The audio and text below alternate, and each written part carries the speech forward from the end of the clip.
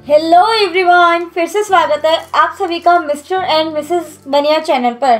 तो मैं आयुषी, मैं हूँ भास्कर। तो आज हम रिएक्शन करने वाले हैं स्कैरी पंपकिन की जो वीडियो है कलंकनी। तो इसका आज हम पार्ट 1 पे रिएक्शन करने वाले हैं। ये एक सीरीज की तरह होने वाली है, जैसे कि हमने खूनी मंडे की द क्लाउन पे बनाया था ना, उसमें भी हमारे 5 एपिसोड्स थे।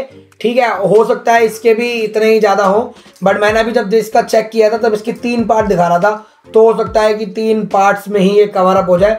और ये वीडियो को बताता हूँ तो 10.5 मिनट की है एंड हमारी वीडियो का पता नहीं, हॉरर स्टोरी है। अब आई डोंट नो क्या होने वाला है, हॉरर के नाम से ही मैं डर जाती हूँ। और मैं तुम्हें बता देता हूँ, खूनी मंडे है, पता नहीं मुझे वहाँ के लिंक है नहीं है, बट खूनी मंडी की वीडियो से ही मुझे इस भाई का लिंक मिला था, इस चैनल का। तो देखते हैं, क्या पता अच्छा हो नहीं हो, जैसा भी होगा वो हमें पता लगेगा आगे वीडियो में। तो वीडियो को करते हैं चालू।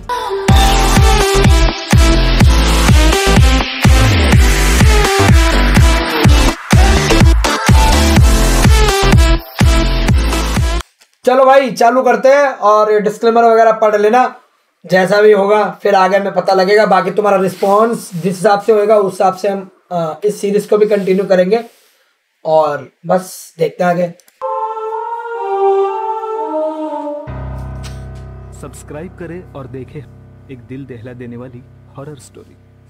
बिना घबराए बेल आइकन प्रेस करना ना भूलें।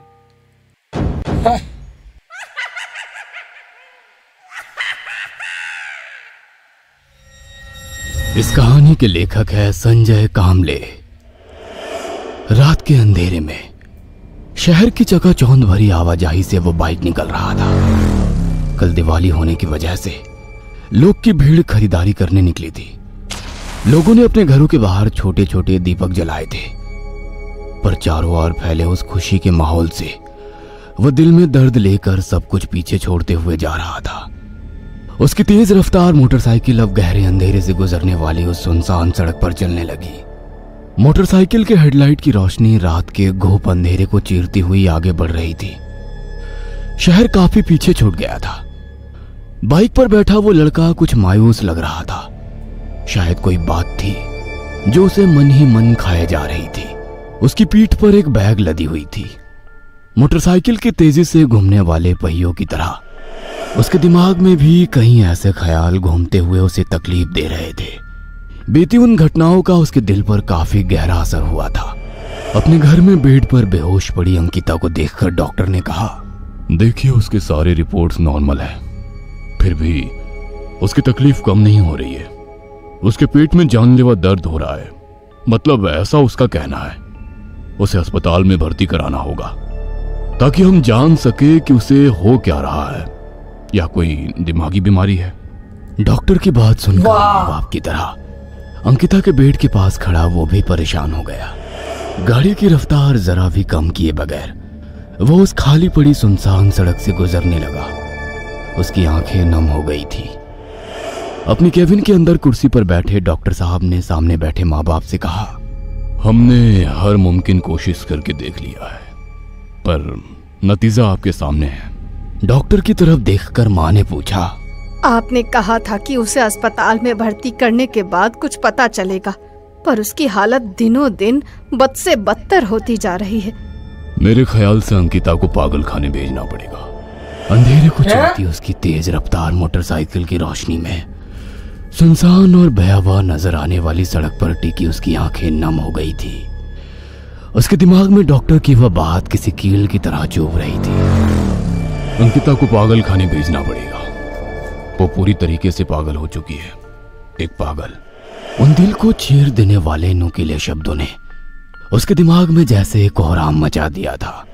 मेंटल हॉस्पिटल के कमरे में एक बेड से बंदी अंकिता का चीखना, चिल्लाना, रोना, बिलखना, दर्द से तड़पना, अपने चेहरों को नाखूनों से खरोच कर खून निकालकर जोर जोर से हंसना, सब दिमाग को जैसे कुरेद रहा था।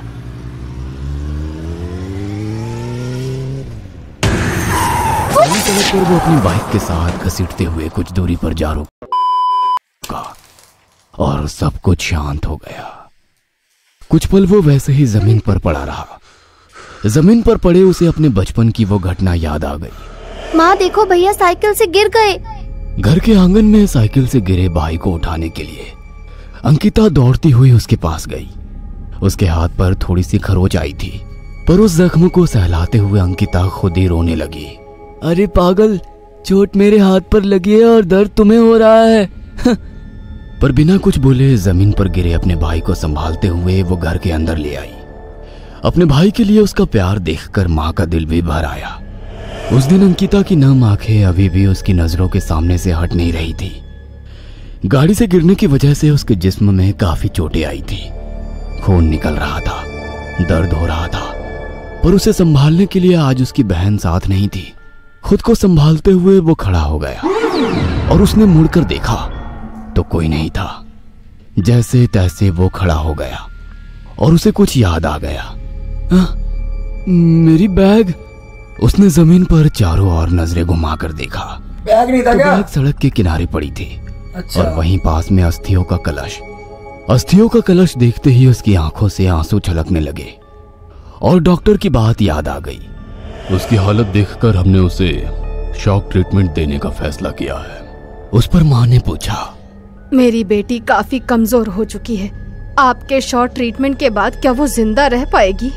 अपने आंसू पोंछकर उसने अस्थियों का कलश उठाया और बैग में रखकर दोबारा पीठ पर लाद दिया। जमीन पर पड़ी बाइक उठाकर दोबारा बाइक शुरू करने लगा, पर वो शुरू नहीं हो रही थी। वो किक मारने लगा, पर गाड़ी शुरू होने का नाम ही नहीं ले रही थी। क्या हुआ? देखो ना भैया, मेरी एक्टिवा स्टार्ट नहीं हो रही है।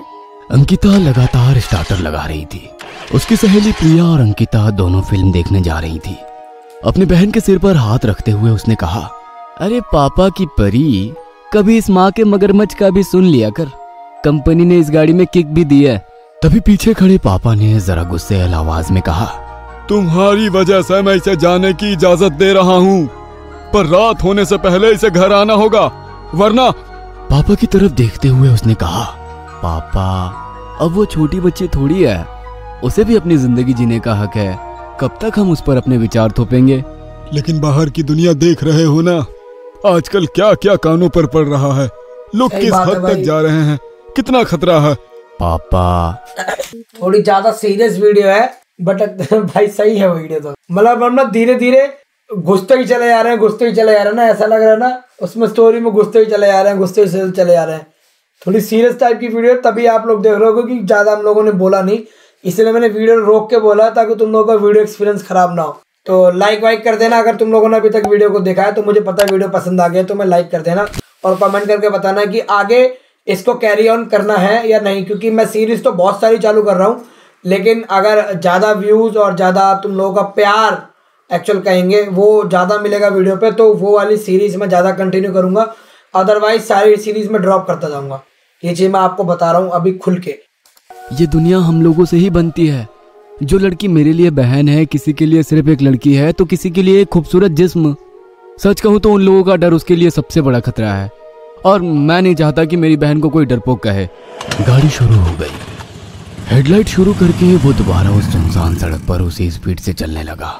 काफी खुशहाल और अच्छी फैमिली थी उसकी, माँ बाप और एक छोटी बहन जो मेडिकल कॉलेज के लास्ट ईयर में पढ़ रही थी, तो वो भी पढ़ाई पूरी करके मैकेनिक का काम सीख रहा था। ऐसे ही एक रात वो काम पर था। काम ज्यादा होने के कारण पिछले कई दिनों से उसे घर जाने में देर होती थी। रात के करीब 10 बजे होंगे, तभी उसके मोबाइल की रिंग हुई। उसने फोन उठाया तो उसकी माँ की कांपती हुई आवाज कानों पर पड़ी, बेटा जल्दी घर आ जाओ, अंकिता। माँ की आवाज उसके दिल को चीरती हुई निकल गई। उसने झट से अपनी बाइक निकाली और घर के लिए निकला। मन में अजीब अजीब ख्याल आ रहे थे। कुछ ही देर में वो घर पहुंचा। दरवाजे से अंदर दाखिल हुआ। अंकिता सोफे पर बेहोश पड़ी थी। माँ उसके पास बैठे डर से कांप रही थी और पापा उसके फैमिली डॉक्टर से बात कर रहे थे। देखिए, मैंने इसे इंजेक्शन दिया है, अगर कुछ प्रॉब्लम हो जाए तो मुझे फोन कर देना। इतना कहकर वे चले गए। उसने अपनी बहन के सिरहाने बैठी डरी सहमी अपनी माँ से पूछा, माँ क्या बात है? माँ कुछ बोलने की हालत में नहीं थी। पास खड़े पापा ने कहा, कोई घबराने वाली बात नहीं, उसे अचानक चक्कर सा आ गया था। माँ ने पापा की ओर हैरानी से देखा। शायद बात कुछ और थी। उसकी नजर कमरे के बाहर फर्श पर दुबक कर बैठी उनकी पालतू बिल्ली पर गई। वह काली बिल्ली बेहोश पड़ी अंकिता को लगातार घूरे जा रही थी। रात के करीब 2 बजने को थे। अपनी बहन की हालत उससे देखी नहीं जा रही थी। उसके दिल में बुरे ख्यालों ने घर कर लिया था।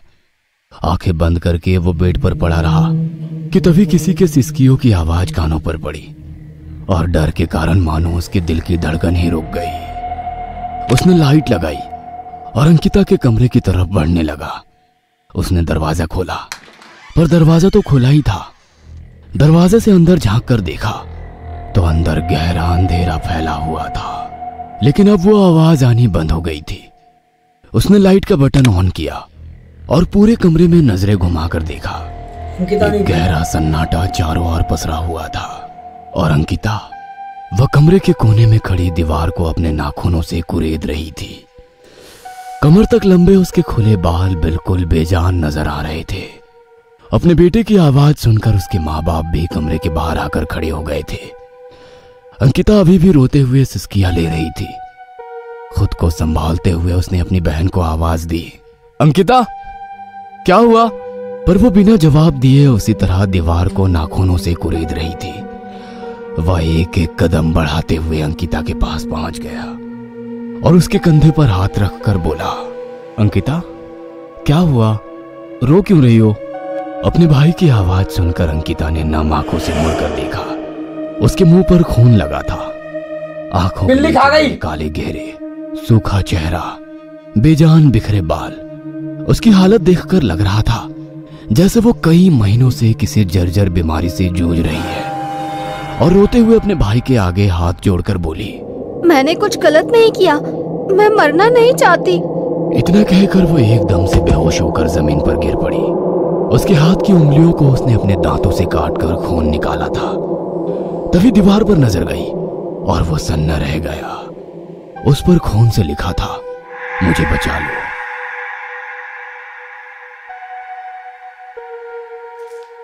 ओहो, यहाँ भी टू बी कंटिन्यूड वाली बीमारी चालू हो गई भाई। तो गाइज हम लोगों को, मेरे को तो ठीक है, ओके ओके लगी, ये नहीं कि मुझे बहुत अच्छी लगी। मेरा ओपिनियन ओके ओके है। आपका ओपिनियन? ठीक लगी, मेरे को ऐसा लगता है स्टोरी तो सही जा रही है। मतलब वो फील नहीं आई जो हमें डार्क क्लाउन वाले में आई थी गाइस। ठीक है, तो अगर आप लोगों को ये अगर अच्छी लगी हो तो प्लीज इसके बारे में जरूर कमेंट में बताना, ताकि हम कंटिन्यू करें या ना करें। क्योंकि हम कंटिन्यू करें फिर तुम लोग ना देखो तो हमारी मेहनत लगती है, मेहनत भी लगती है, टाइम भी वेस्ट होता है। इसके अलावा हम एक और वीडियो भी बना सकते हैं। तो प्लीज इसमें जरूर बताइएगा कि कंटिन्यू करना है या नहीं करना है। चलते हैं घर को, फिर मिलते हैं इन द नेक्स्ट वीडियो। तब तक के लिए पीस आउट।